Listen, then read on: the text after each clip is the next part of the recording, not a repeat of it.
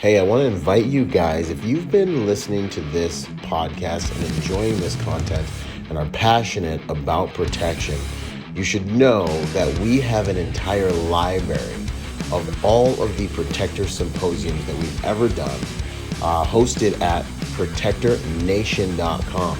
You can go there and you can download those and you can watch every Protector Symposium we've had to date there online, and you can learn protection tactics from some of the most elite trainers in the world from the comfort of your own home. I think you'll be surprised about how much content we actually have there. It's very, very, very reasonably priced, and you can upgrade your protection skills. Remember, protection is not all about the hard skills.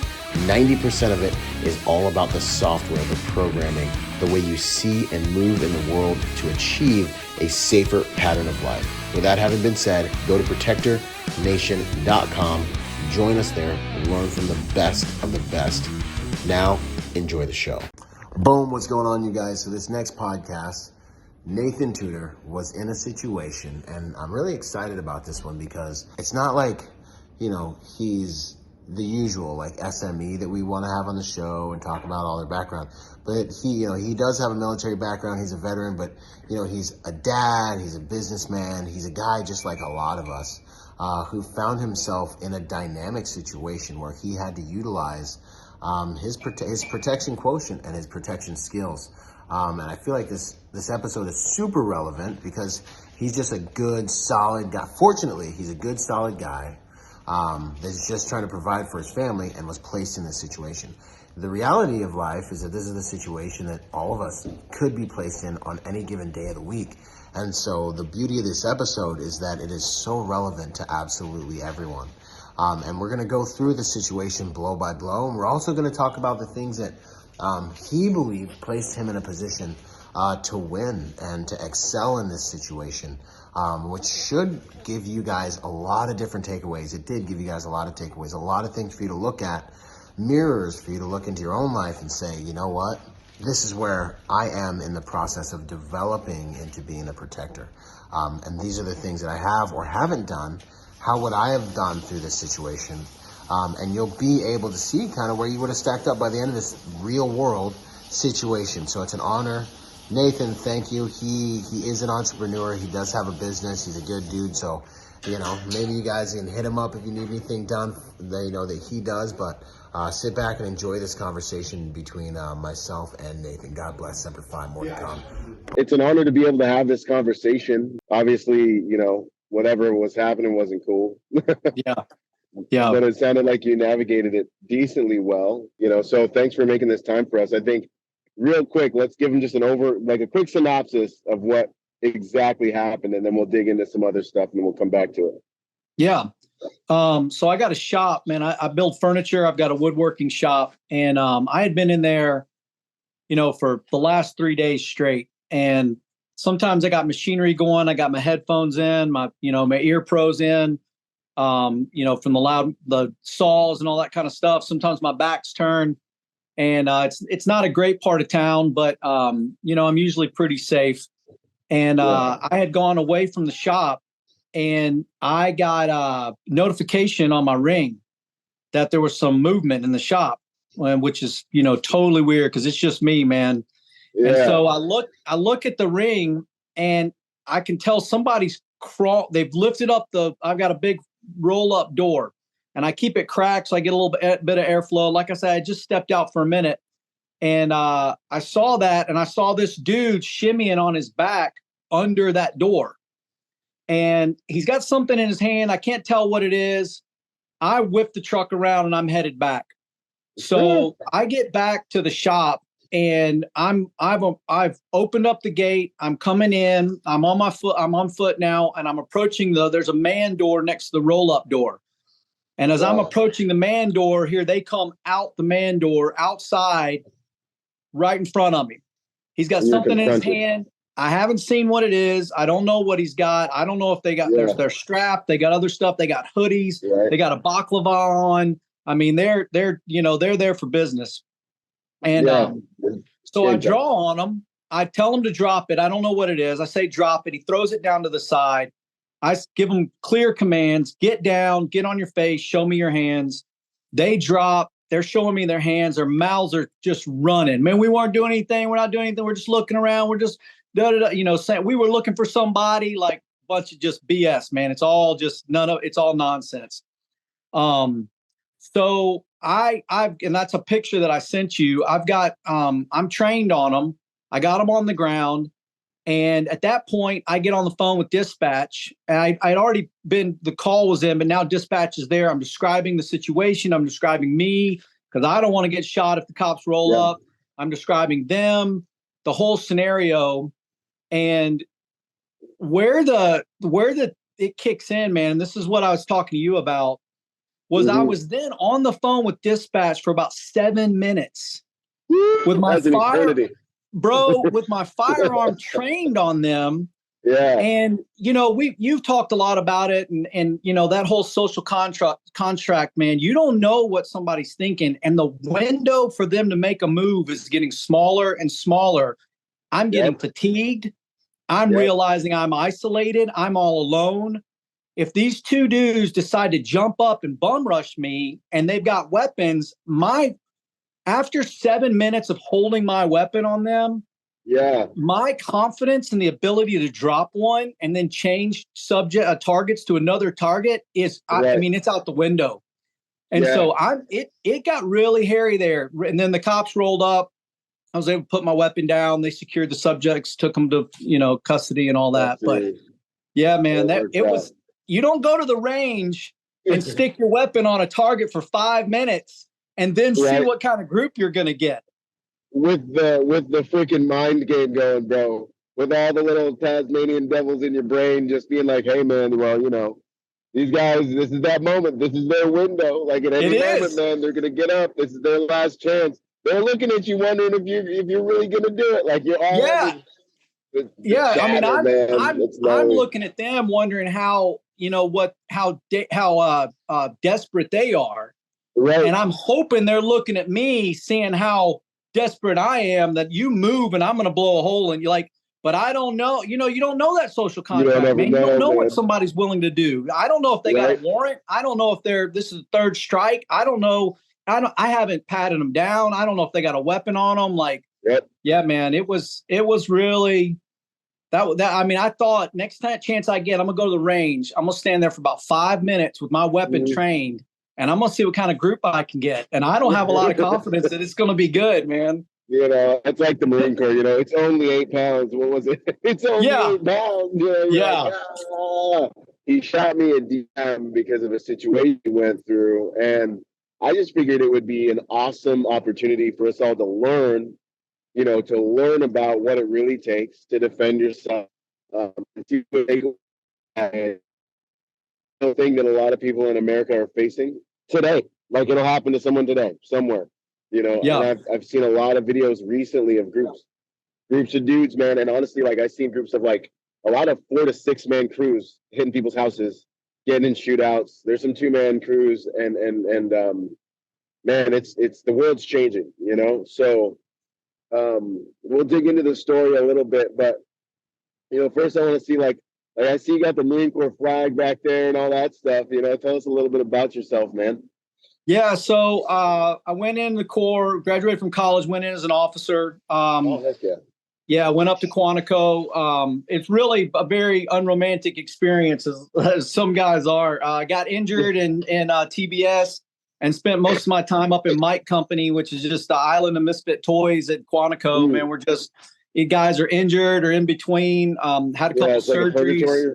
Yeah, that's all it is. So then transferred down to Birmingham so I could get more surgeries. Got some good opportunities. Worked with the 1-4. At that time, they were transitioning at that time from kind of a Raider team to counter insurgency stuff. So that was kind of cool to be able to do some stuff. But I was a headquarters guy. I didn't do any fun stuff. So yeah, that was it. But come from a long line. This up here is my family. This is in my den, and I was glad to be able to get this shot. But my dad was my granddad was World War II vet with MacArthur. Did the march up. during World War II. My dad was Navy. I got one uncle that was a intruder pilot in Vietnam, Marine Corps intruder pilot. He got shot down overseas Japan.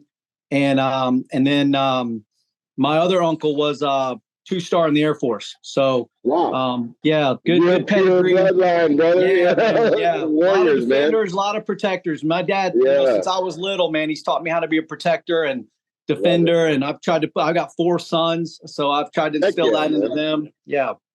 That's awesome, man. You got a quiver full of arrows, man. That's right.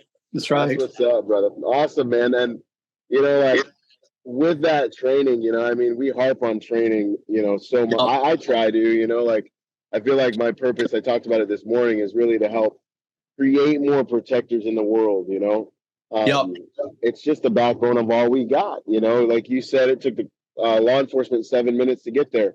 And we know they're doing the best they stinking can, and their mission isn't to secure us. Their mission is to police and enforce laws, man. So we are our own, security detail, man. So what would you say about, like, do you think that your Marine Corps training helped you a little bit in this situation? Yeah, I mean, bro, the moment of conflict, right? The actual moment where they came out and I was there and we were, that moment of I don't know the word to use, but conflict or contact, man. Contact. First saw, Bro, I was in absolute control. And that's why I got them disarmed and down on the ground so quick. I gave clear commands. I knew what I was saying. I knew what I was doing. They could see it in me. It was just automatic training. I mean, I had checked. I knew my egress. I knew their egress. I knew that behind them was my warehouse. I knew if I shot, it was going to my warehouse. No civilians were going to be in the fire. I knew everything that was downrange behind them. I knew they couldn't flank me.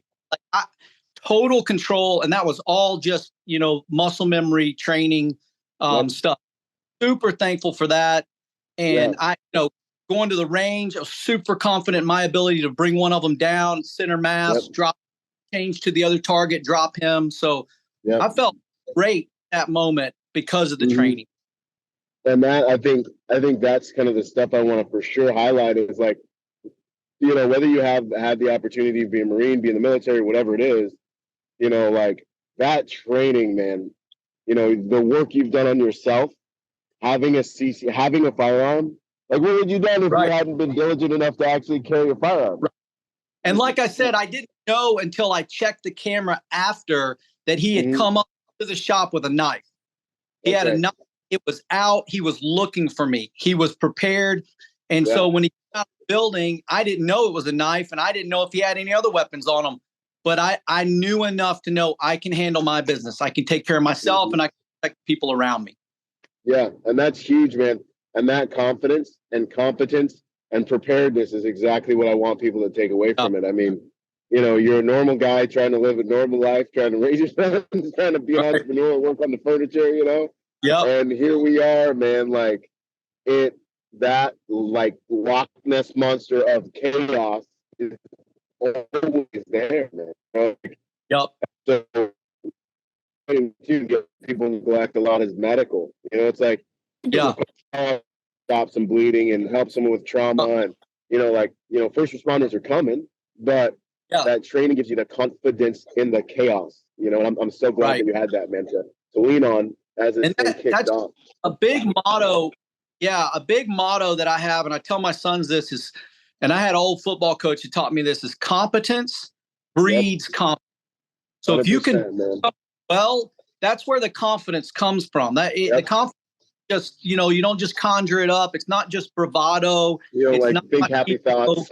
Yeah, right. It's not watching a bunch of movies and, I know how to do this. It is doing it over and over and over. And then it's stuff the Marine Corps teaches. My favorite doctrine in the Marine Corps is assault and ambush, right? I love attack the attacker, baby. Bro, when I violence of action. Because you flip the script on them, right? That's the last thing they're thinking is you're going to assault them. So aggressive base of fire. Yeah, man. I assaulted their ambush, bro. It was, but that competence in that doctrine and competence that I knew what to do was what gave me the confidence. And like I said, confidence went out the window as I got into an area that I had never trained for, which was 7 minutes down the road, isolated on my own, you know, like that was, it got hairy, man. Like, so that it showed me there's a limit to that stuff unless you prepare every scenario, and you can't prepare every scenario. You can't. No. And honestly, I think it comes down to a few basic things. One of the other things I'll ask you about now is, do you think your physical fitness was a factor in the outcome of this scenario? 100%. My ability to, again, the competence in the gym, my daily runs, my taking care of myself, knowing that, you know, obviously from and the hand-to-hand combat, knowing I can take these guys if it came down to that. But more, and you've talked about before, I knew my ability to run away. I knew I could. That's valuable, man. Egress. Yeah, I knew I could egress and get the hell out of there and turn, take a couple of shots, turn and keep running and flee from the fight if I needed to. Yeah. No, that's huge, man. And so like it's one of the underrated, especially more in the shooting community. I feel like see a lot of dudes with cargo pants on and a big red shirt, and they're like, "I'll just shoot him." I'm like, maybe, hopefully, you know, like. But that physical fitness, and you better believe, I'm sure you know, they were looking you up and down too. Yeah. And they were like, you know, like if you didn't have that square jaw and physical fitness, they probably there's a higher chance they'd have been like, yeah, we ain't letting this guy take us. I think so. And really interesting is, you know, they go when you've got them standing up flat-footed with you know, a big warehouse to their back. Yeah. I've got to jump on them. I'm down. I'm aggressive. My stance is towards them. My commands are aggressive. They know who's got the upper hand. But when they were prone, right, my target got so much smaller. And I thought if both of them come up low, prone, running full speed at me, man, that's work. Yeah, bro. Yeah, like I was in my mind. I was like, I'm running. I'm not going to stand here and try to get into a gunfight. I'm going to run. Regroup, tactical retreat, whatever you want to call it. I'm going to get out and I'm going to see about what I need to do. But yeah, man, physical fitness is huge. I preach that to my boys all the time. Get them in the gym, get them on. Yeah, it's big. No, and that's valuable. I mean, your whole life is better when you're fit, period. Relationships, business, everything is amplified. And what would you say about, you know, the hostile planning cycle? No, actually, before I get to that, tools. So you were prepared in multiple ways. You had a firearm, you had your physical fitness, you did have a background and some training, but also on the tech side, man, that layer of technical protection, that layer of you had cameras that gave you the heads up, you know, another huge layer of protection that it gave you the awareness you needed. Even if you were in the shop by yourself, that would have been watching your back. I think that's huge to talk about too. Yeah, I mean, I to identify, I knew there were only two guys. Yeah. So when they came out, they were accounted for, right? Because my camera, my full 360 camera inside there, it showed me. I checked the outdoor camera. That was one of the reasons I didn't call dispatch on the drive, was because I was checking my cameras to see how many I had, to see how many people I was going to be. You know, it did get a little, when I approached them, it happened so quick. I thought, man, somebody could be at my 6 that I don't know about. Somebody could be coming around. But I felt super confident that the two dudes that came out of the building were the only dudes that were in the building. They were in play. Yeah, no, that's solid, man. No, I dig that. Any thoughts on hostile planning cycle, man? Did you have any suspicions these guys were watching you and like casing this thing out before they came in, or was this just like just got the draw? Like I said, it's not a great part of town. I'm always wary about that. I'm always kind of looking around. I haven't had any activity for a while. A neighbor came over later and said that he had seen him actually jump my fence a few days before. You know, he did. And you know, okay, it is what it is. But he, you know, I think those things always come up after the fact. By the way, right? There's a shooting. And then everyone's like, they're like, yeah, he was posting some weird stuff online and like pictures of his guns. And like, we saw him going in and out of the house, you know, with like weird, and everyone's like, come on, you know. So major lesson, guys. If you see something like that, man, awareness is the tool. You know, bring it out in the open, let your neighbors know, call the cops, like start the paperwork, file a police report, because that stuff happens almost all the time. It's, yeah, little Johnny was saying this, drew a picture of this, did this. Because before these things, any halfway competent criminal, or if you just think of a predator, and this, but this is just for anyone listening, there's a hostile planning cycle. There's a target selection. There's a vulnerability identification process that goes on. Does this person, place, or thing have what I want that would make it worth me going in and checking out? And if you can interrupt them, and this is why, situational awareness, behavioral profiling, understanding a bit about or I should say surveillance detection, these things are so huge. And they're really soft skills, that you can use to mitigate an attack, and honestly, with regards to this attack and many like it, so much of what can stop these things are soft skills, and that's one of the reasons I've leaned so heavily into the Civilian Protector Project.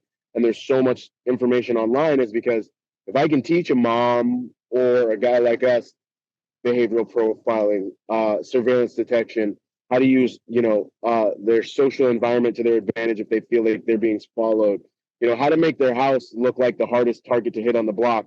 These guys drive by, lights are turning on, cameras are whistling at you, and like they're just like, there's a dog barking. There's all these different layers you can use to make yourself or your place a harder target. And that deterrence just makes them think, hey man, let's go hit another target. Like, this is too risky. So and I think the other piece of it is you won't always be able to detect the hostile planning cycle. If they're good, if they're good, you're not going to pick up on it all the time. And so that's when you do need to have these hard skills, Yeah. I mean, I practice, when I come into my home, every once in a while, I will put myself as if I know someone's in the home, or I think someone's in the home. I will come into the front door. I'll have my weapon drawn. If I got a light, I'll have my light. I'll check my corners. All my intersects of fire, all that kind of stuff. And I'll just walk myself through it and try to even get my body and my mind in the place of there's someone here. So I'm practicing hard skills, thinking somebody surveilled me. They know when I come home. They know my habit. They know where the lights are off in the house, and they know where to be and all that kind of stuff. So those go hand in hand, man. You got to have both of those, because you don't know. But if you're ready for that and you're thinking somebody's looking for an opportunity, at some point I'm going to give them an opportunity. Now am I ready to meet that, aggression? Yeah, man. What state are you in? Where are you at? I'm in Birmingham, Alabama. Okay. So I think you guys have a little bit more. Do you know if you have castle doctrine, or do you guys have a little bit more lenient laws out there, a little more American? I believe stand your ground is one, but the area that I'm, like, the cops, when they showed up, they didn't check my weapon. They didn't, nothing. They knew, and they didn't, they were for you. I've had cops, I had one. American cops right there, boy. That's some American. I dig it. Out there, man. Like I had one, I was coming out of a building one day downtown, and he stopped me and he goes, "Hey, are you armed?" And I was like, "No, not at the moment." And he goes, "Bro, you need to be armed anytime you're down here." So like they know what's up around here, man. Heck yeah. No, that's awesome. Okay. So this whole thing's going off. You make contact with them. You prone them out. You take control of the situation. Was there anything you wish you would have done? Obviously the clock starts. You've got dispatch coming. So being able to communicate. Were you doing that with a handheld phone? Did you have a Bluetooth? No, so I had my phone. I was able to snap some pics while I was on with them, but you can't video while you're on a call. So no, I had a handheld. I didn't have my ear piece in. So that was a layer of vulnerability that I didn't like, just having one hand, again, trained on them. And, at the end, man, I mean, I can see myself doing this. Like, you just don't, I'm serious. I'm going to go to the range. I'm going to stand there for 5 to 7 minutes, and I'm going to see what kind of group I get. 'Cause I bet it's horrible, man. I mean, adrenaline dumping. Yeah. So, here's the thing that I don't know about, man. And I was going to bring it up is, I never approached them to pat them down. Right. And when I had the jump on them, I've gone back and played it in my mind. Should I have gone over there and just done a quick pat down while I've got them. The shock has come in. They're scared to death. I got a gun trained on them, pat them down, and then go back to my, where I was, where I knew I have good egress and I can escape. Because that was the big question as the clock started ticking was, man, if these guys are armed and they come up shooting, this game has changed. Right. So, there's a few ways of doing that. Personally, I don't think it would have been wise for you to roll up on two dudes and try to execute a pat down because, a firearm is a distance weapon. Right. But there are things you can do, like you can be like, hey, pull your shirt up to your chest, roll over, pull your shirt up to your chest, roll over, while maintaining a safe distance. You know what I mean? Good. Pull your pants up to your knees. Stay down there, bro. Look at us. Pull your pants up to your knees, pull your shirt up to your chest, roll over. And you can do things like that just so you can visually inspect them. But closing that distance is going to increase your risk level, and that would be my 2 cents. There might be some. That's good. Yeah, that's good. Yeah. There might be some cops out there that have better methods. I was really using my verbal commands to my advantage. Yeah. That was really something that I think is I see these cops and they're just screaming, over and over and over. Yeah. And I'm not a big fan of that. So I was very clear. And when one of the dudes, I said something to him and he said something, he started moving his hand. And I just said, if you move your hand again, I'm shooting. And I just left it at that. Fact. And they were like, okay, it's like that thing where you say it once. Yeah. Like, but if you say it over and over and over and over, then, they know, well, this guy may not be serious about this. He's just barking, so, yeah, I have the TQ and stuff in my car. I keep my med kit in my car. So I felt good about that. Man. Yeah. I think, the other thing I go back and forth is calling dispatch while I'm on the drive versus at the moment when I'm there. I was watching the video. It all happened really quick. But that's the other thing is before I got out of my car, maybe I should have called the cops so that clock's ticking, and because I'm on the phone. They're hearing me on the phone with dispatch saying, I've got them. So they know he's just called. So I don't know, man. It's all second guess, hindsight. Yeah. Hindsight's 50-50, as they say. Yeah, man. There's nothing wrong with that. Like, you got away with it, but like there's always those one or two things you're like, man, I should have done this or I could have done that. Like I've been there, we've all been there. That's all part of it, but yeah, ideally you want to get that communication flowing as soon as you can, the second I think so, to get those assets to you as quickly as possible. But I mean, sounds like you were managing quite a bit and you did good. You were prepared in a lot of ways. And, a lot of civilians aren't that lucky, man. So I'm really hoping that this kind of piece of content can really help people understand, the things that are important. And I think a lot of that is, you don't know how it's going to go. Yeah. Because you could have just as easily been in a physical altercation within seconds. Yeah. You know what I mean? You don't know who you're dealing with. Anybody can kill. That's one of the principles. Make sure you have training and make sure you're as prepared as you thinking can be, whether that's the deterrence value that you bring to your home and to yourself as you move through the world.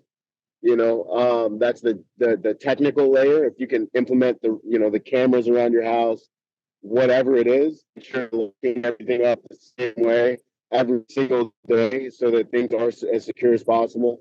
Tactical positioning, like you said, you're in that place solo quite a bit. So, making sure that the way you orient yourself while you're in that environment is huge. Also, in the Branya, in case they know you're alone and things like that. And then making sure you just have the EDC on you to get the job done if you need to, Yeah.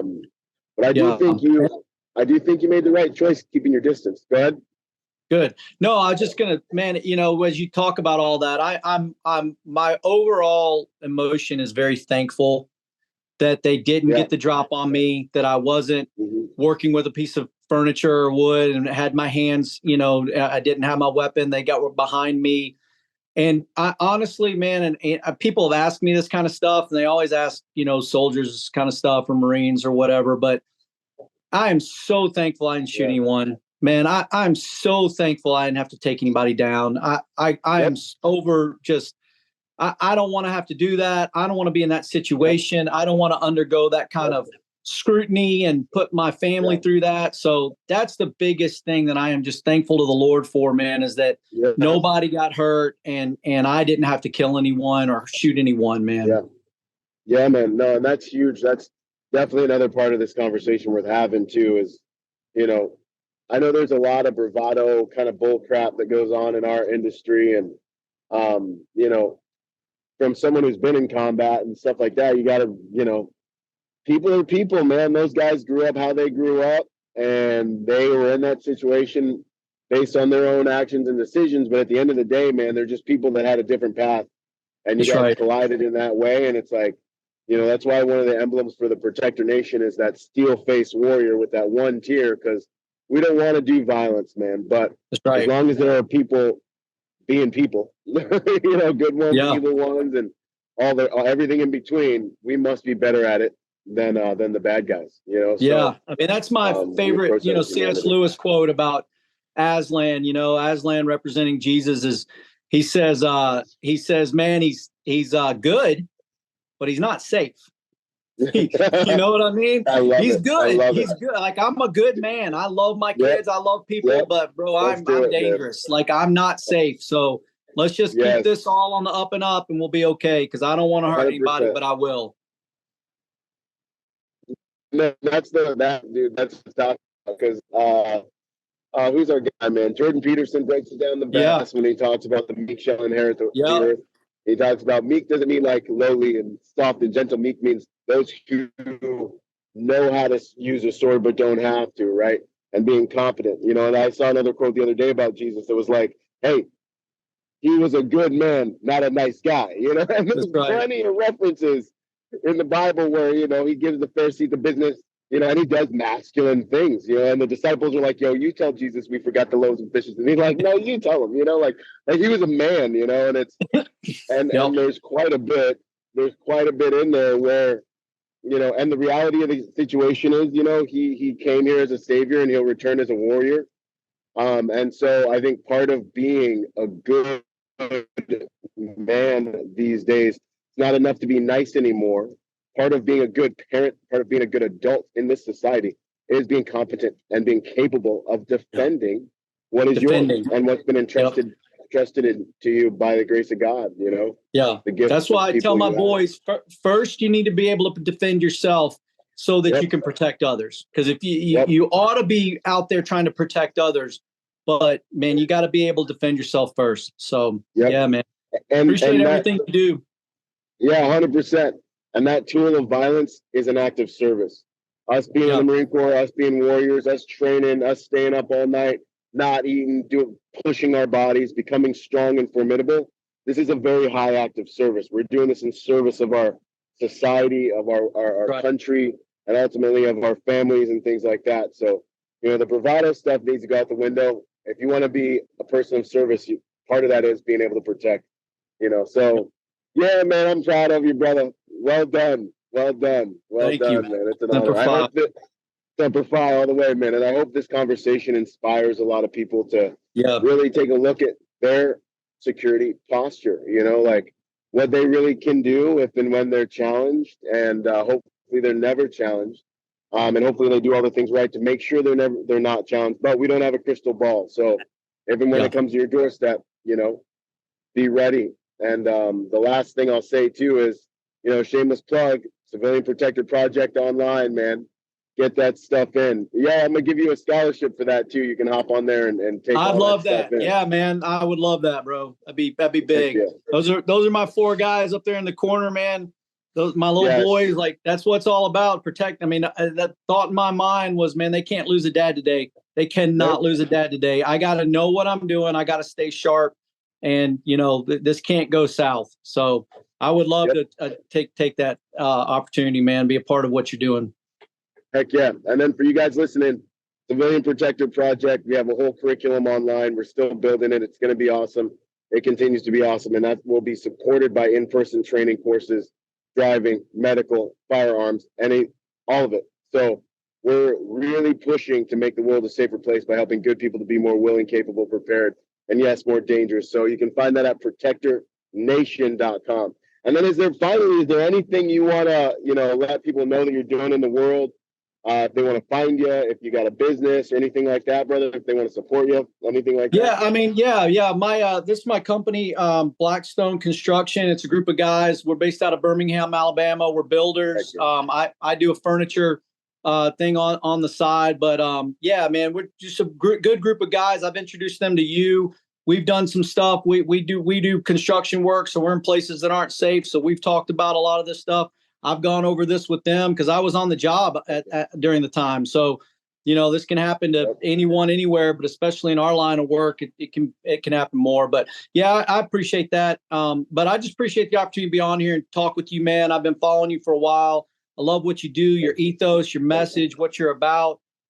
So really appreciate it, man. Glad to be a part. Yeah, man. Hey, all that stuff is an honor. Puts gas in my tank. Dudes like you inspire me, man, like following and, staying fit and being dangerous. It's what the world needs. It's what I hope to contribute to, So, yeah. Hey, proud of you, Nathan. It's an honor. Semper Fi, man. We'll keep in touch. I'll ping you when this thing's going to go live. Boom! Quick shout out to our sponsor, Staccato. My first pistol sponsor. I've been sponsored by a lot of companies, right, over the years. But when it comes to pistol, that's my bread and butter. Pistol is something I believe in. I'm a competitive shooter. We're shooting anywhere from, 800 rounds a month type of thing, right? So Staccato, being what I believe, is one of, if not the most complete handguns you can put in your hand. It's got every component that a handgun could have, should have.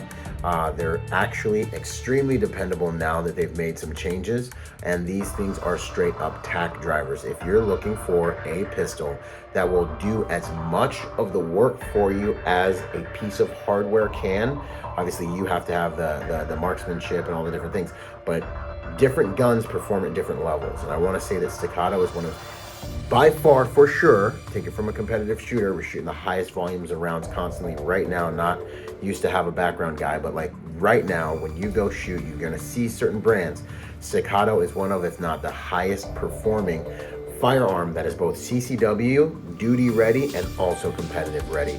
So I want to give them a shout out. If you guys are looking for a good handgun to build your skills on top of, go check out Staccato. Much love and respect.